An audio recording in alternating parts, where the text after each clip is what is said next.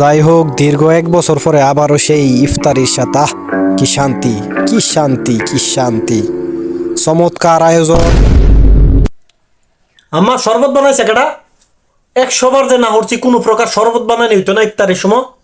আমি ইফতারি খাইতাম না, এই শরবত আমি খাইতামই না। শরবত কে লিগে বানাইছে? এই গোলামের ফুট ইফতারের দিন শরবত বানাই বন্ধুতে বানাই তোমার বানাইবার কইছে কেডা? শরবত বানাইবার কইছি তোমারে? আমি যে কইছি যে যতদিন পর্যন্ত না বিয়া না হরাম, বউয়ের রাতে শরবত যতদিন না খাইয়াম ততদিন আর ইফতারির সময় আমি শরবত খেতাম না।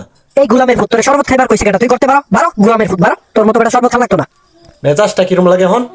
গোলামের ফুটের বউ নাই আবার মেজাজ। খাও তোমার শরবত, তুমি খাও।